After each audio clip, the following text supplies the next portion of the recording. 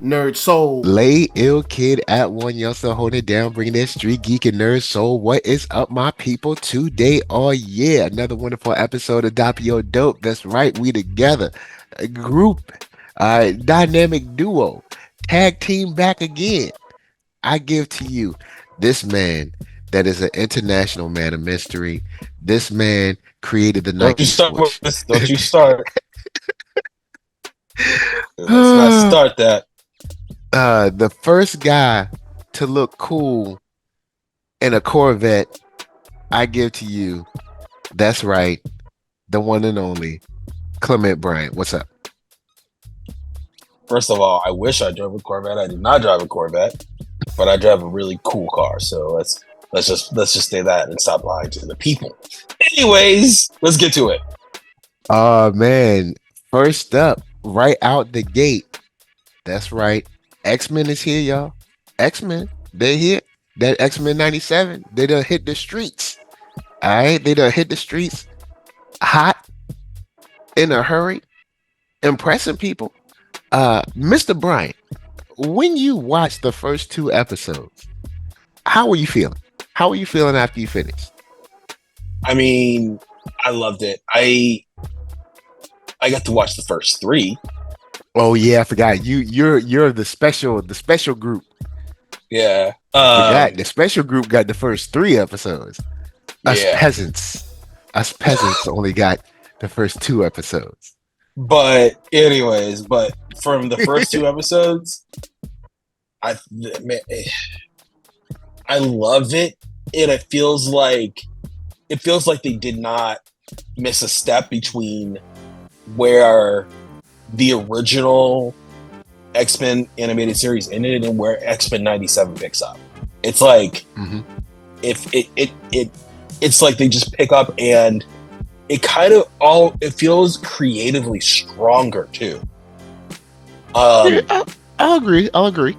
It feels like I don't know if it's what's been happening in the world because of, and I'm not trying to get on a political soapbox. I'm just stating. Well, I mean, like, X-Men is extremely political. Like the whole well, comic yeah, book is political. well, yeah, but I mean, it's like I'm just stating, like, I think sometimes people like try to get on a platform and I'm just stating about like what's been happening. It's like, from our view, it's like MAGA Republicans are trying to go back into history, bringing back Jim Crow laws.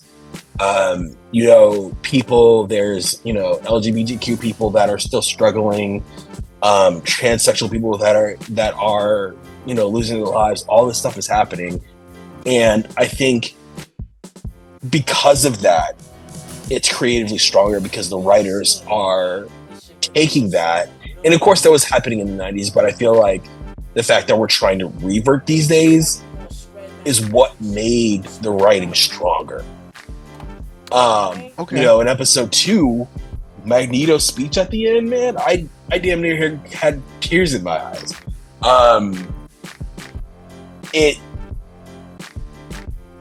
And I could say, like, I don't remember the last time I've watched a single scene repeatedly over and over again after it came out. I think this was the first time in a while I've looked at that scene, just like the speech is just so poignant and powerful. Mhm. And the music behind it just gives it a platform of redemption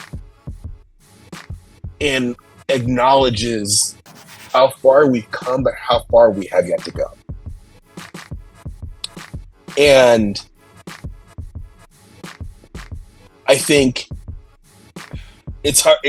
I feel like very emotional about it in a way because I don't think we'd ever see like a continuation like this. It's rare that we see like an animated continuation of something, especially something as beloved as an animated series such as this. But I'll say, man, and I like how they've kind of given the characters, they've looked at the comics and they looked at what made these characters so strong and so interesting in the comics and brought that to the animation.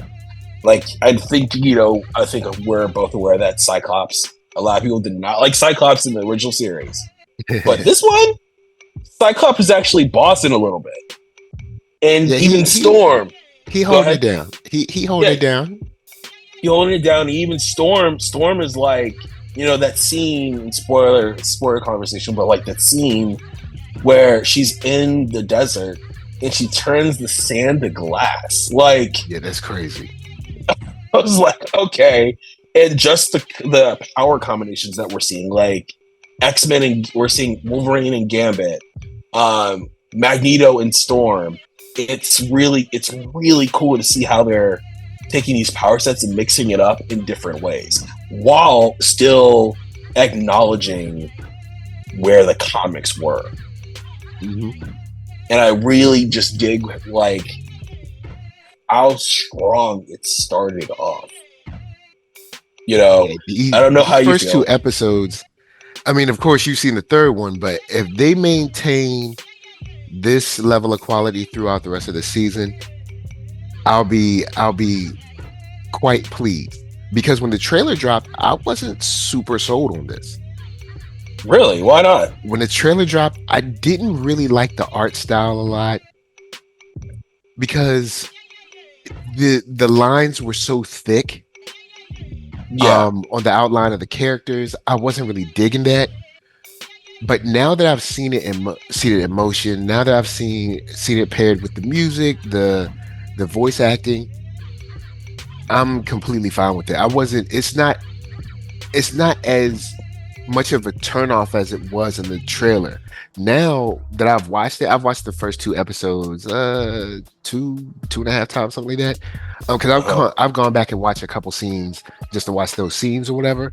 But the way it is when it's all paired together, I'm enjoying it, and I agree with you. It is kind of like just like you could finish watching the '90s run and go straight into this like nothing happened.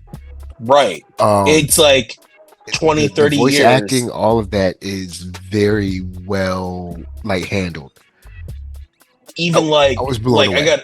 I was blown away. Like even like the guy that plays Cyclops, when I watched the original trailer, it's not the original guy because the original guy, his name was Norm Spencer, and he Yeah. died. Hmm. And but like you're not aware of that when you're watching a trailer. It's like they got him back. But then you realize, oh, this guy's name is Ray Chase. It's a completely different guy. Hmm. But that Cyclops vibe is still there.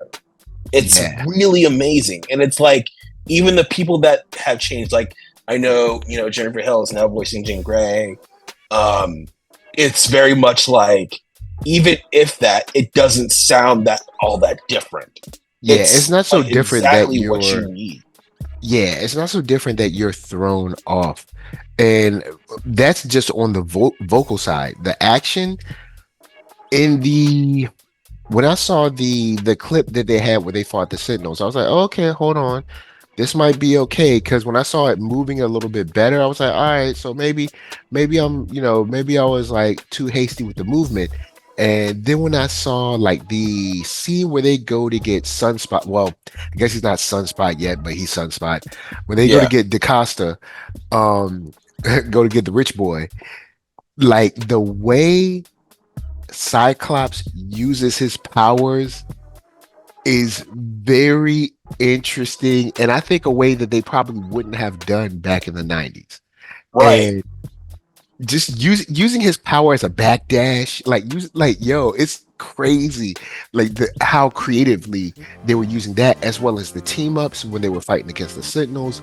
Of course, seeing Beast making his jokes as he was operating the Sentinel from the inside. There's so Right. many great pieces that come together, and it's like I hate to say it, but I honestly feel like I'm right back in the '90s, and it feels good. Disney done did it again. And I think it's like, and like I think when you look at Cyclops power set, it's not just a beam. It's a concussive force, which Yeah. means So it's like they it basically has, I don't know, like a pushing ability to it. right, which Because it's is like being yeah, punched in the face with lasers, I guess.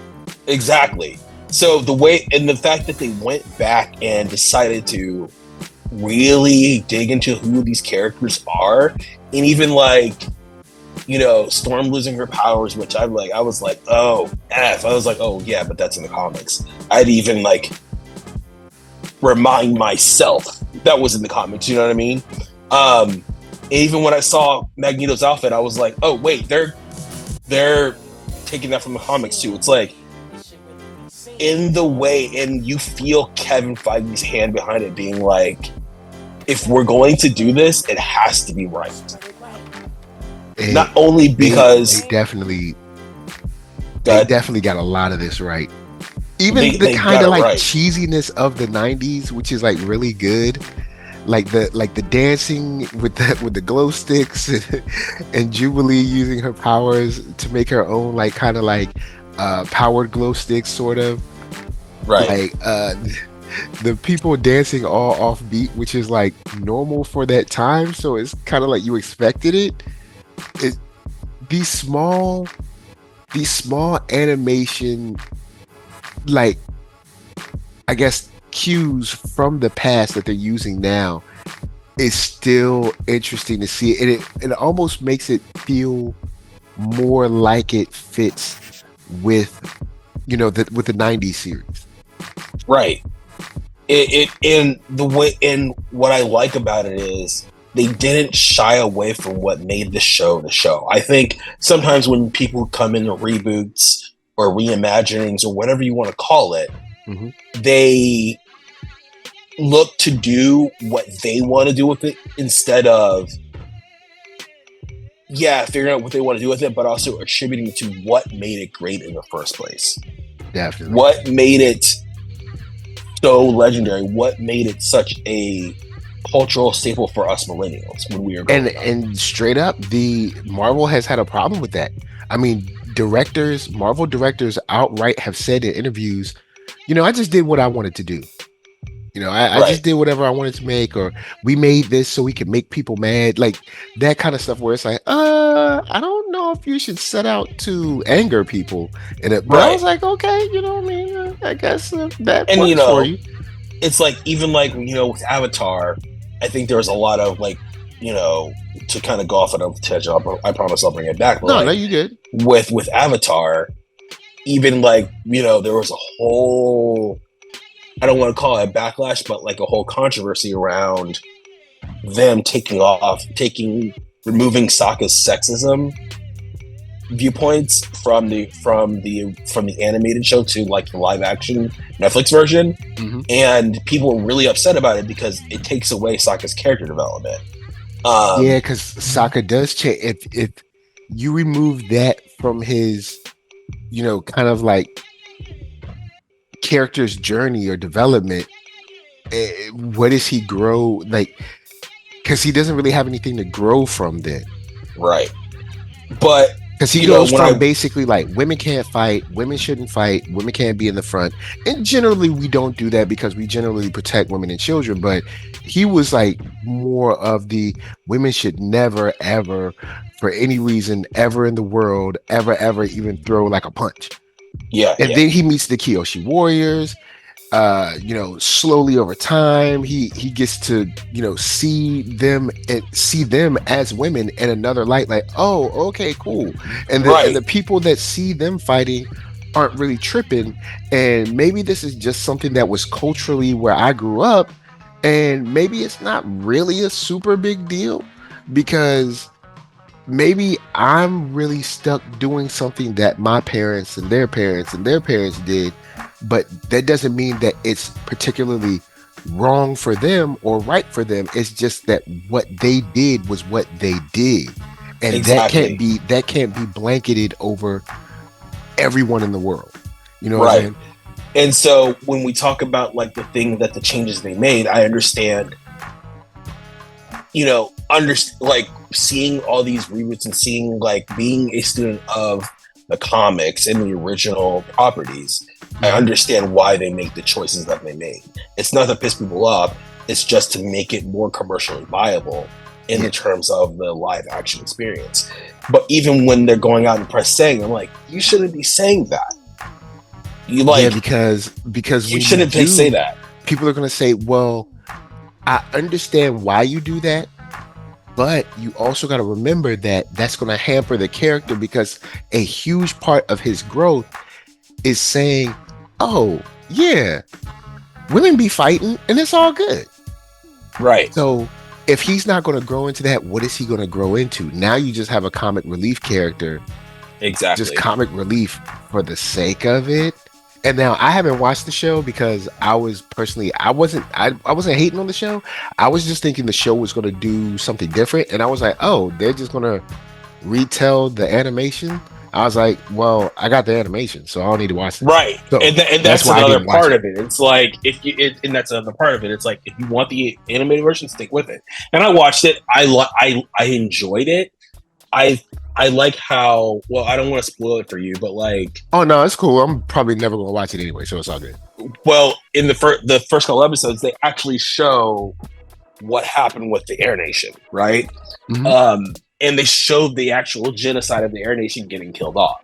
Whereas, you know, in the animated series, it was just understood that's what happened. No, they Yeah, it actually was showed like, hey, us. they've all been wiped out, and that's pretty Yeah. much it. And so it's a little bit more of an adult take on the material. But, you know, trying to bring it back to X-Men, it's like, that's my point about X-Men. They understood what made it special, Mhm. and they kept that while creatively going in a different way. They didn't change what the core of it was. They understood what the core of it was and made a way to expand on it that people are going to love. And that's why you see it. And, you know, I think we're all aware that Marvel desperately needs some goodwill right now, considering where they are and they consider it. And this is exactly the way to do it. Because Marvel has had a perfect storm of internet trolls, racist, COVID. sexist people, but then also, admittedly, even from their camp, low quality offerings. You know, mid properties, kind of okay stuff. You know, the 2 episodes are good, the rest is bad. So, you know, or this movie is kind of okay. So, on top of a whole bunch of trolls, a whole bunch of racism, a whole bunch of sexism, they also have not been hitting it out of the park. They've hit a lot of singles. You know, there haven't been any home runs.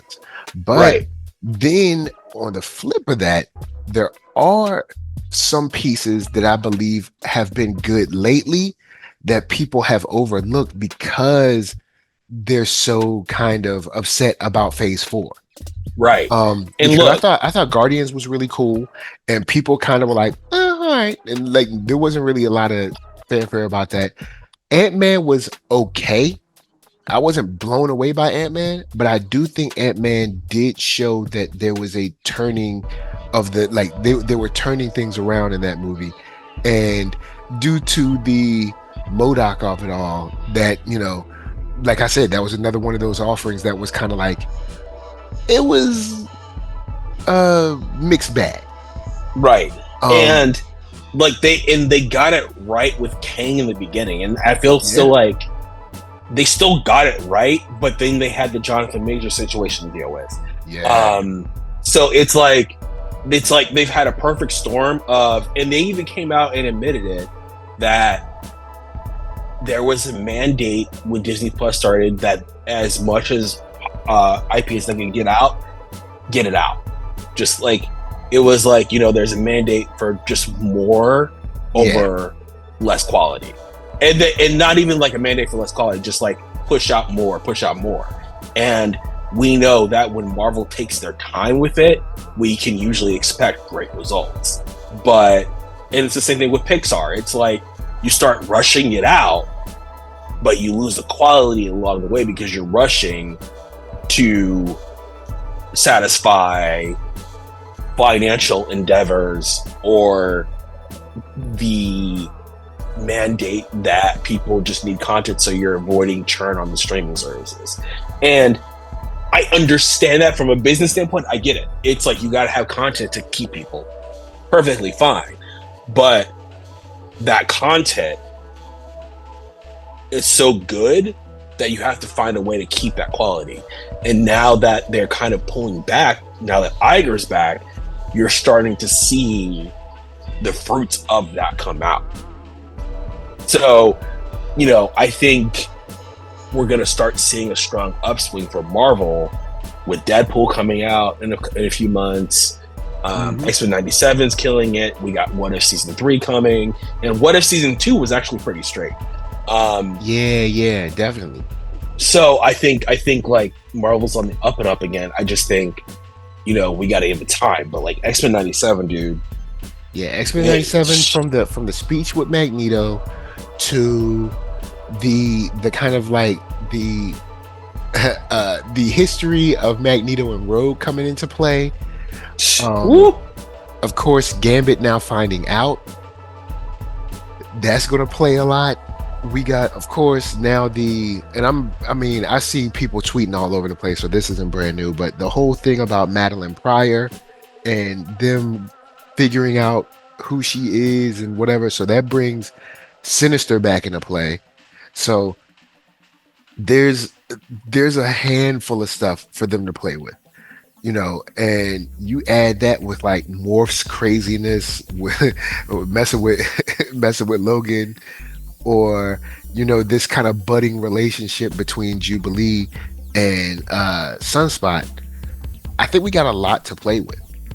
And even like, dude, it was funny. Like one of the funniest scenes to me was when Jean comes up the stairs in the mansion, and she's like, he's coming, and Wolverine goes, "Who? Apocalypse?" She's like, "No, the baby."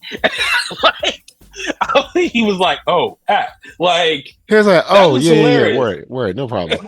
Like I'm like, "Yo, Wolverine, like, did you not remember that this woman is pregnant?" But he goes straight to like, "Yo, Apocalypse, I'm ready," and he's like, "No, the baby." Look, he's got that PTSD, man. He's been through so many battles. When someone says it's coming or he's coming, like, you as an X-Men, you don't know what it is. Right. But like that part, and it's like how deeply funny it was. He wasn't afraid to be funny. Even like Gambit's crop top. Like I'm like, wait, what? Like. He was letting the gut out a little bit, letting the lady see the abs, Right. And so, even like Morph doing like a very different take on Professor X, like it wasn't afraid to be funny. It's like, it's funny, it's dramatic, it's heartbreaking. Like they even brought in Genosha and the Morlocks, and kind of like Magneto referencing that and saying, basically, why didn't Charles do this all those years ago? And it kind of brings into play like, okay, yes, Magneto is a very different person, but maybe Magneto is what's necessary now. And of course, Professor X will come back sooner or later because he's not dead. At least, I mean, he's dead to the world, but I mean, he went with Lilandra, so. I mean, they got, space tech. He'll be all right. Yeah. But, I just think, that I can't, say enough. That Magneto speech was probably one of the best speeches I've seen in live action or animation, period. Yeah. And well, he has two technically. Are you talking about the one when he's in front of the Senate or when he takes him up to space? When he takes him up to space. That speech where he's like, "Please don't make me let you down." And he's talking about, "Hey, I'm trying to be better, and we need to establish that we are not asking you to accept us. We're just asking you to merely accept that this is a shared world." And that speech, man, for me, just hit me straight between the eyes. And in a good way. It made me cry. It made me think. It made me sit here and ponder all of these things of what I've gone through as a Black man in this society, what my children are probably going to have to go through, what my wife has gone through, what other people, other minorities and diasporas have gone through. It's a powerful undertaking. Yeah, even when... Oh, go ahead. Sorry. No, go ahead. I'm done. Even when Jean comes to Storm and she's like, I have this, this child coming, and how do I let him or her know? Or sorry, I think they know it's a him by then. So how do I let him know that no matter what, the world is gonna look at him this way? I'm like, oh, you mean like being black? Right. Storm, It's like, I'm pretty sure Storm is cool, so she ain't want to say it, but I'm sure Storm was like, oh, you mean like being black, because technically, without the mutant what is it, mutant detectors or whatever, technically you and Scott could walk around and chill and hang out and nobody would be the wiser and no one would care because y'all are white and everything's all right. But for me, whether I'm a mutant or not, they still gonna treat me a certain way. But I mean, Gene, I know you're pregnant right now, you know what I'm saying? So you can have yours, but I'm just saying, I mean, yeah, I already understand this. Maybe that's why you coming to me, but I get it. I know. Yeah. And even Storm, but even like Storm is cool in the way of Storm is black, but she accepts her blackness, but she doesn't expect anybody else to. She's comfortable in her own skin. She doesn't expect anybody else to give her the room to be herself. She's going to be herself no matter what. And Yeah. that's what's so breaking about her losing her powers, right? That when she says, I can't feel the breeze, I was like, oh man. Like, Yeah. yeah. The only thing, but we all know. I mean, Yeah, of course, we know. any young kids, they might not know, but we all know what's going to happen is it's going to be like a crazy dire moment, and then Storm's going to come back and she's going to have her powers and she's going to like save everybody. Like it's going to be this boss movement, just like it was in episode 1, I think. Episode 1 where he was like, Storm, give him the forecast. I was like, oh. Yeah, right. I was like, you know what? I'll allow it. Yeah, right. And I will say though, the one of my most favorite parts of Storm is the fact of her theatrical speeches. I love those theatrical speeches. It just gives her this like regalness. Her voice is so regal. And her voice is just like, she's like, I command the winds and the spirit. I'm like, I love that vibe. And they kind of took that away from her. But, and even in the original series, you know, for the first episode, Rogue is like, yo, you got to tone out the theatrical speech. I love it because it's such a defining feature of her in the animated show. So I do miss that a little bit. But just, Storm is still a boss character, whether she has powers or not, right? And it was smart for them to hold her back, too, because when they first get down, there's so much action, you don't realize, oh, Storm's not here right now. Because I'm pretty sure Cyclops was like, look, Gyric's going to do something. He's going to try to pull a trump card. So you just hang back because we're going to wait until he tries to pull his trump card. And then we're going to be like, yeah, you didn't know everything, did you?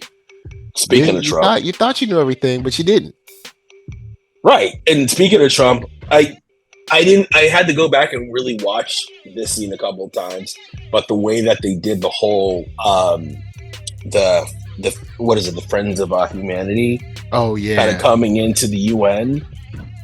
Really deep cutting, referencing January 6th. Yeah, I was like, ooh. It's like, whoa. And the way the X-Men kind of responded, like, everybody get to work, everybody do this. Notice that the authorities did not fight against them at that point. Right. They're like, yeah, we definitely know who the good guys are in this situation. Right. And they acknowledge it and they let even Magneto off. It's like, even they're scared of Magneto taking them up to space. And you're thinking, oh, Magneto's he's upset, he's gonna destroy them. And no, he's like, saved you from your own. He said I could smite you, and I probably should. He was like, but you know what? I'm trying to give my life to Christ right now. Right. And just the way that whole scene played out, I'm like, oh, wow. Like, they are shooting from the fences in a way that I like on the internet. And for anybody that hasn't really been keeping a close eye around the conversation around the show, a lot of people were like, don't make X-Men woke. X-Men woke. X-Men has been woke since it started. it's such Comics an in general have been woke. The right. issue is that in these days, they are surprised to see that, guess what? Every now and then, you're not the leader. Every now and then, you're not the focal point. I mean, from Iron Man to Captain America, like there's so many political ties and references to, like, comics are always political. The issue is that back when they were coming up, most of these white dudes and white women as well, because let's not front, people be acting like, look, it's people be acting like, oh, we're no, white women too. They trust me And let's when white be women honest, it's say not we just want to white see people more too. women in Yeah. movies, they don't mean black women, they mean white women. Yeah. But Right. in this, they've been the hero all the time, and the only perspective has been theirs. So now there's a different perspective, and all of a sudden it's woke. Comics have always been woke. Comics have always Right. been about, uh beating up the bad guys that are oppressing people, whether politically or financially or governmentally, something like that. So they've always been about that. The only difference is it's always been from the perspective of a white man. Now it's from the perspective of maybe some indigenous people or some black people or something, and all of a sudden it's a problem. Right. I ain't trying to hear all that. But Right. And that's why I'm like, when they showed that kind of Seaman taking over the UN, I was like, whoa, I wasn't even prepared for that. Like, and I'm not saying that's a bad thing. If anything, I appreciate that because it closely mirrors our own lives right now. Mhm. And I think that's why I cried for the Magneto speech, because I was just like, oh man. So, these first 2 episodes are great, and, wait until you see the third. I'm not going to say anything about the third. I'm going to let everybody experience that on their own. But yeah, I just think that they have hit it strong. Yeah. And, whenever there's a reboot or a reimagining or a continuation or something, it's like, how is this going to go? And for the most part, it's okay. But this is not just okay. This is it's been this very is like solid. It's not even solid. It's like a home run. You Yeah, know what I mean? I'm not mad about anything in the show. I'm like, cool. We have the feel. The art looks cool. The voice acting is strong. The action is there. And then also the way that they're handling the politics and also the whole situation with Genosha being brought up so soon. I am wondering what they're going to do with Genosha. Like, I wonder if they're going to kind of use sort of the Krakoan era storyline over that, maybe, but I'm not sure. Because the Krakoan era is dope, but it also doesn't super fall in line with what was going on. So they might not touch that, but what I've seen them do so far, I'm extremely happy with. Like, we've gotten the Morlocks back. We've referenced essentially Spider-Man and the Fantastic Four. So we've set this I guess this groundwork to let you know, like, yeah, we're back in the 90s, and it's basically like those shows also exist as well. Now, we might not see them, but we've gotten Eddie Brock's name, Peter Parker's name, Daily Bugle, and we've gotten a Fantastic Four reference. So they've quickly built this world out to say, yes, there are other heroes here. These mutants are dealing with this, and, let's go. Right. And I think, like, you hit on something for me, and we can kind of talk, we can move on. But this is just first 2 episodes. Yeah. This is just 2 episodes. We haven't even, there's 10 episodes. We have 8 more episodes to go. And they're just scratching the surface. Yeah, if the rest is as strong as this is, I want to say this is probably one of the strongest seasons, maybe the strongest season of any Marvel property on Disney Plus right now. Yeah. It's definitely going to fare a little bit better than Secret Invasion. I mean, let's not talk about Secret Invasion, but like the way they're going about this so far, man, it's great. It's great to see. And I gotta say, even like I'm gonna shift gears a little bit now from X-Men to Star Wars. Oh yeah. The Acolyte Yep. trailer, bro. Yeah. Man, I love it, and I'm already a little annoyed about the discourse I'm seeing around it. But we already know, we know the Star Wars fandom is racist and sexist. We look, the WS banner consumes all. That's why we as black people tried to tell America that WS was bad for everybody. Mhm. But nobody listened, and they let WS continue. And now WS is starting to like, black meat is its favorite meat to eat, but it is not the only meat that it will eat. So now you are finding out, everyone else is finding out, oh, WS is trying is taking a couple bites out of yeah, it's gonna take a couple bites out of your butt too. We tried to tell you it's bad for everybody. No, nobody wanted to It's listen. it's amazing, and I'm not even talking about I'm just talking about like people being like, well, they said this. Are they, changing canon? I'm like, yo, it's a trailer. It's a trailer, bro. We haven't even. You've literally seen probably altogether. You've seen a minute and a half of footage from. I forget how many episodes, but like an 8 to 10. I'll just say that episode season, right? But I just wish people would watch the show before making a judgment like that. It's like already. It's like I appreciate the fact that we're seeing like this Asian like martial arts influence in Star Wars. It's just like Yeah. I can't remember if there's been anything like that lately in Star Wars. And I don't even mind. I honestly don't mind speculation, judging. I mean, that's what trailers are here for. Trailers are here for us to.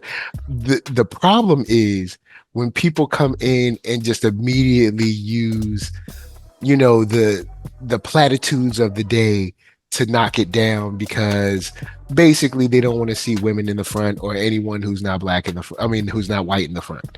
Right. Because I had some issues with the trailer, but the issues that I had with the trailer were based on like possible story issues between the old republic, the high republic, and what's going on now. But I look online and it's basically like women. It's like, bruh, yeah, women exist. They're half of the people that are out here. So like every now and then, yeah, there's probably gonna be a Jedi that's a woman. It's right. It's And like, like, let's be honest, Carrie Ann Moss is a Jedi, bro. yo, man, Trinity coming through with the skills. Like, I'm excited for the Acolyte, man. And that first poster, you see that poster with the lightsaber? Yeah, that's it's very leading. I hope that we get led in the right way, but it's very leading. Like, because I am down for a sort of like detective who done it, cat and mouse game of like who is killing all these Jedi. So I hope they kill it and knock it out of the park. Like, every time a show comes out, I want it to be good. So I'm hoping they nail this one, because the wire work, the idea of Jedi being like, whoa, hold up, like there's someone killing Jedi, and who can kill Jedi? Because at this point, I believe in the High Republic at this point, they're under the impression that, hey, the Sith are essentially like extinct. It's all good. We don't have to worry about the Sith no more. There's other threats out there, but right now it's mostly like, pirates and some stuff like that, but we don't have to worry about the Sith. There's no one that's kind of like on our level when it comes to fighting and stuff. And seeing that we're bringing another group of witches in, seeing that we're bringing of course, dark side user, at least one, and we're assuming that this is probably where we're getting the beginning or beginnings of the rule of two. This bodes well, especially when you see so many Jedi kind of, I guess, rushing in to attack a I guess dark side user, because it depending on how they cut it, I guess we're to believe that it's whoever threw that lightsaber, the red lightsaber, and brought it back, is also blasting all of those Jedi back in like one huge wind gust. So if that's the case, I'm like, yes, just come in and be as good as X-Men 97. Like, come in, blow us away, give us tons of action, great intrigue, great acting. I'm here for it, because I actually haven't seen any outside of like people mentioning it. I haven't read any High Republic stuff, so this will be sort of my, outside of knowing that it exists, this will be my first introduction to any High Republic stuff. I haven't read any of the books. I haven't gotten into comic books and stuff from High Republic or anything like that. So I don't know anything except sort of the time period where it exists. Right. And I agree with you. I saw everything, and the fact that they're giving you a trailer in mid-March for a show that comes out in June speaks very highly of how much they believe in it. And even I was reading an interview with the showrunner, and she was like, in the writer's room, I wanted someone who essentially did not know anything about Star Wars, so we could have a different lens and a different viewpoint than just a bunch of fans of one writing, essentially was her point. She said it a little bit more eloquently than I did. And I was paraphrasing, but when you hear someone speak like that about the franchise and their approach to writing, that is a really refreshing take that you're like, oh, word? That's how you're doing it? I can't wait to see how that is going to play out in the series. And see, that's one of those things where I'm on the fence with. I like it as long as we're using that person to make sure that when us as the Star Wars fans are writing Star Wars stuff, we're not leaving people that don't know behind. But I also hope that it's not there to water it down, if I'm explaining myself right. Yeah, and I hear what you're saying. Because I definitely want to make sure that we make things clear for people that are brand new, because you gotta get new fans. Right. I also don't want to water it down either. Like, I don't want to handhold anyone, because I don't think people like being handheld through stories anyway. But I do like the idea of having someone there that doesn't know, so they can be like, oh, okay, cool, I don't get that. So can we rewrite, or can we reposition it where I can get it while we're watching it, kind of thing. So I do like that, if that's what she's doing it for, hopefully. Yeah, and that's exactly what her point was. She's like, and I think her larger, and this is just me reading between the lines, so I'm not trying to mess with her point. I'm sorry if I'm kind of like missing the point of what she's saying, but like, I think she's a fan herself. She said she's a diehard fan herself, but in order for the franchise to grow, and in order for more for the IP, because like, let's be honest, you can only stretch out the Skywalker saga for so long. And that was probably, in my opinion, what was wrong with the sequel series. You know, Force Awakens, Last Jedi, and Rise of Skywalker. Their problem is that they had no plan, admittedly. Right. But also, imagine spending $4 billion and not knowing what you're going to do. Well, and also just like, but also they relied on it. Like, you can only rely on that for so long before you can have to look for new material. And so by letting have a fresh perspective in it, it lets you stretch the material where it can go. And so it gives you new characters to look forward to, new ways to use a lightsaber, new ways to new perspectives on the Skywalkers, new perspectives on the Empire. It lets you have all these different new ways of interpreting the series. That's going to give you ways to make the stories go on and give you new. So it's just not a rehash of what you've seen. It has to stay interesting. That's the problem with fan service. Like, as much as I'm a fan, I know that there has to be new things coming out and new entries into it. Because if you just rehash it over and over again, what's the point? It's kind of like that good balance. Like, okay, we need like We need like 1 tablespoon of fan service, not a cup of fan service. Like, give us a little piece.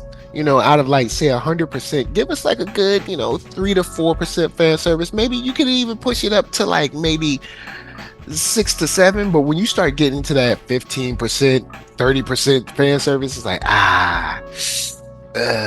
people ain't gonna like this. So keep it there to let us, to pay off the people that have stuck along, because there are people that are like listening to all the audiobooks, reading all the comics. There are, so pay those people off. Give them a little something, but then also save some room in that story for the people that are like, yeah, I know the High Republic. I understand the High Republic exists, but I don't really know anything about it. And since these are brand new Jedi and this and the third, right? Give us that Mandalorian feel. And here's Mandalorian came in, it was brand new. We didn't know him. We didn't know what we were gonna do, and it ended up being fresh, like very fresh. Right. And I found her quote. She says, I was like, I want you to be questioning narrative. I don't want myself as a lifelong fan to just be relying on particular references in order to create emotional beats. I want those emotional beats to be earned and checked by someone that isn't super familiar with it. Cool. And cool. that alone, yeah, cool. is like, oh, cool. I get it. Yeah. You get where she's going, and I'm like, yeah, finally. And you've kind of seen that in the trailer already. You've only seen that much in the trailer. You're like, oh, this is what we're dealing with. Cool. So I find that perspective very refreshing, and I really hope that the series is going to be what it is going to be. What it's going to be. Even like the show Ahsoka, for how much I loved it, it still felt very Skywalker-esque. I can't remember. Did we talk about Ahsoka back in the day? No, Jay Sheeran and I reviewed Ahsoka. I don't think we ever talked about Ahsoka. I mean, because Ahsoka is so tied in. I mean, her master, the one who kind of like brought her up and she came of age with, was Anakin. So that's understandable. But Ahsoka is another one of those shows where I think like episode 1 and then episode 4, 5, 6 were really good, and then the rest was kind of like okay. And so I'm still waiting on, outside of Mandalorian, I'm still waiting on a Star Wars show to like give me heat all the way through. But I'm not mad at Ahsoka. Like I would rewatch Ahsoka. Now Obi-Wan, on the other hand, nah, probably not. Unfortunately, because Obi-Wan has a bunch of cool things in it, but when put together as a show, it did not perform well for me. That's her point. Like Reva, and that's exactly what she was talking about. Reva is a perfect example of why I didn't like Obi-Wan. Reva's story is incredible, but Reva's story kind of tucked into Obi-Wan, it kind of like muddies the water. Reva should have her own story. Even if they do, it doesn't have to be a series. They could do something like they did with Werewolf by Night. Give us like maybe two short films that, maybe 2 like 45-minute films or episodes that just wrap up this story for her. Because someone who survives Order 66, that knows that Anakin did it, that knows that Anakin is now Vader, that goes undercover as an Inquisitor to get close enough to exact revenge, that is a crazy good story. But tucking that inside of the Obi-Wan series, it seems like you undercut Obi-Wan and undercut her story at the same time. Exactly.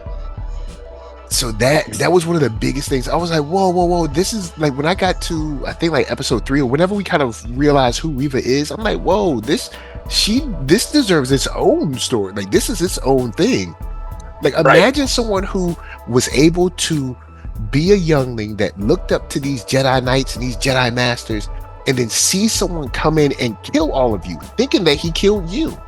And then you surviving with all the hatred that you survive with, saying, I'm going to become an Inquisitor and get close enough so I can get my revenge. That's a dope story.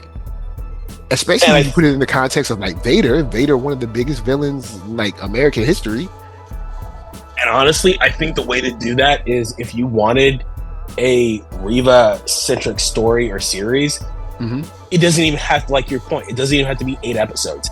It could be 4 episodes, 4 to 6 episodes. And I think the way you do it, you get Hayden, you get the woman who played Reva, and you kind of tuck it in the Star Wars, in the Skywalker saga, but you make her the focal point. Everything else, except for her story, and when she meets up with Anakin or Vader, is essentially background filter. It's all about her. She is the focal point. Any new characters, it's not about them, it is about her. And I think that's the way you can tackle it.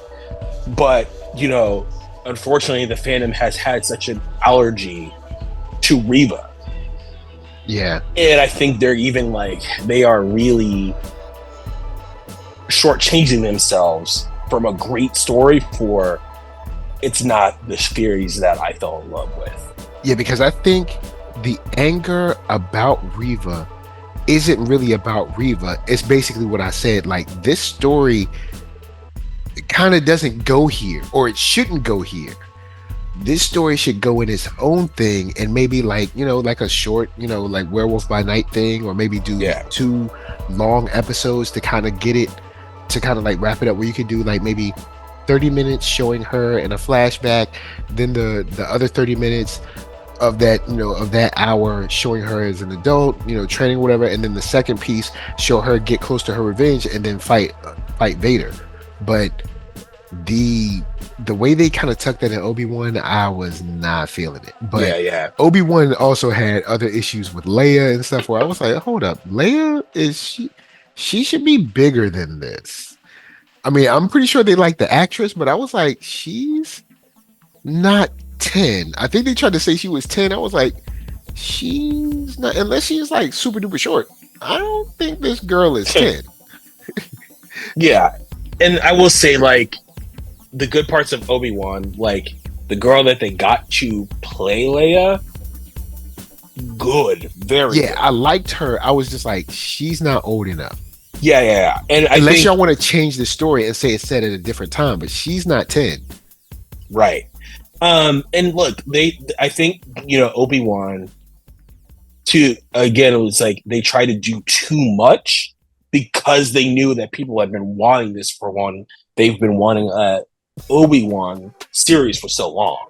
Yeah. So they tried to do too much to satisfy those fans.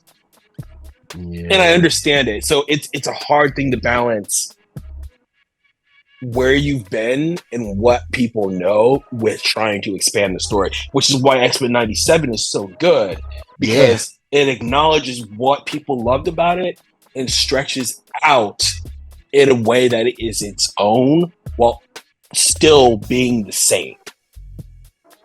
Definitely. Which is why it's so good. So yeah, man. What else? Did anything major happen?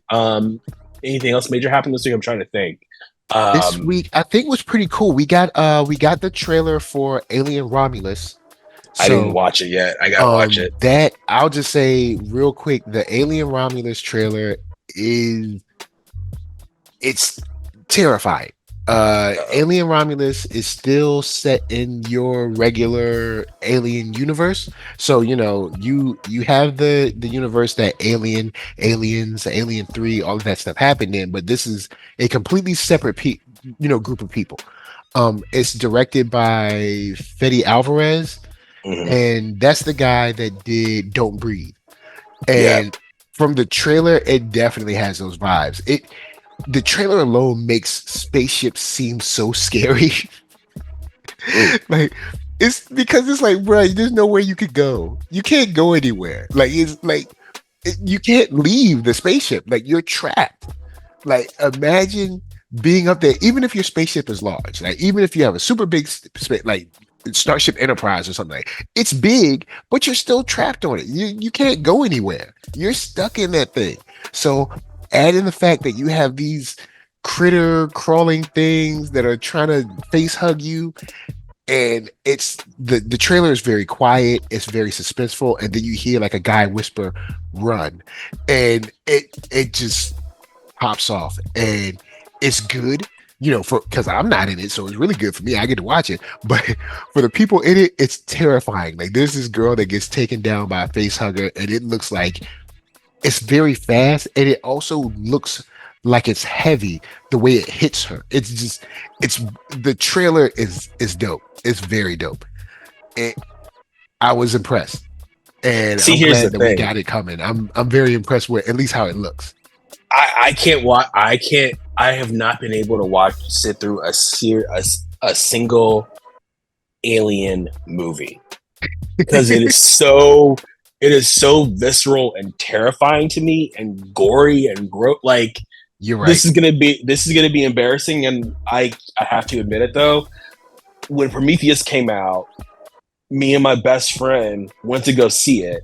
Mm-hmm. And spoilers for anybody who hasn't seen Prometheus, but when we get to the C-section scene, oh, bro, I forgot about that. I straight up got up and left the theater. And while I left the theater, and my world was spinning. I was like, nah, I can't do it. So I might watch the trailer, but this is going to be one that I'm going to sit out because I saw the first Alien when it was on like cable or something. I was real little. I saw it on cable, and it was nighttime, and it was so scary that I saw it. I was at my friend's house that was directly across the street from my house. When it was over and it was nighttime, I was scared to cross the street where there were street lights and everything. It's not like it was dark out. I mean, it was this nighttime, but there were street lights, so it's like bright enough to see across the street. I didn't even want to cross the street to go to my house.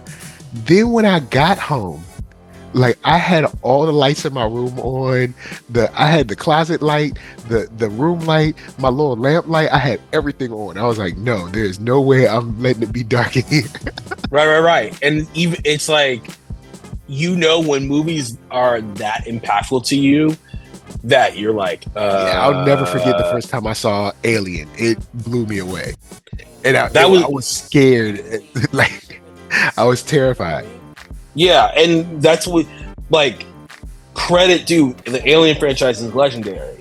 I acknowledge the impact that it had. I just know for me, I can't sit through it. So I'll have to let someone else see it and report back about how it went. Because I just can't. I'm like, and I've tried. I have tried over and over and over again. Even Alien 3, which I know is like the probably worst of the franchises, like I'm like, I can't even get to that. So it's like Alien 3, it gets worse than Alien 3. There's was it Alien Resurrection or whatever? That one was yeah, that too. Yeah. The one with Winona? it was not good. Yeah. So I just like and that tells you I'm like, I can't. Just like I've tried, but it's not going to go well for me. But yeah, man, I think we kind of exhausted it. Was there anything else they were missing that came out this week? I guess nothing that came out this week, but I will say but next week, let's see, what do we have? Ghostbusters came out yesterday, but I haven't seen Ghostbusters. I've seen that, but we have next week coming out. We have Godzilla and Kong coming out. So Godzilla times Kong or Godzilla cross Kong, New Empire, the New Empire. I'll be seeing that next week, so I'm excited. For the people that loved seeing the old rubber suit Godzilla when I was little and stuff, we finally have the graphical capabilities to make Kong and Godzilla and Mothra and Rodan and King Ghidorah and everybody look cool. So right, because man, I mean, of course, everything has to start somewhere. But if you look at that original like rubber suit stuff, we've come a mighty long way. Yeah, we have. I will say, I'll say this, and then we can jump off. If nobody watched, what was it, Monarch on Apple TV? now is the time to watch it because it is straight. Oh, I forgot about that because since I don't have Apple TV, so I'm gonna have to try to check that out. See if someone has it on their Plex server or something like that.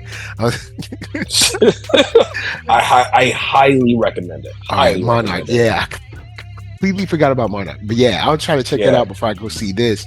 But yeah, man, that's pretty much it. So I'll throw it over to you, the man, the myth, the legend. Final thoughts, and where can they find you? Final thoughts. Watch X-Men 97. Watch the 3rd episode. Stay with it. It's great. Find me Twitter, Instagram at Clement Bryant. Talking fitness, movies, marketing, entertainment, and that's it. All right, cool. And on my side, final thoughts. Look, we got tons of good stuff coming. So please do not fall into the trap of complaining about stuff, because there is, with all of the content that exists now, there has got to be something that you enjoy to watch. Just watch that. Yep. You too can be happy. So NERD, SOUL, Facebook, Instagram, Twitter, TikTok, podcast, all that jazz. And until the next time, which will be, I don't know, it'll be later. This is from us to you saying peace. Peace.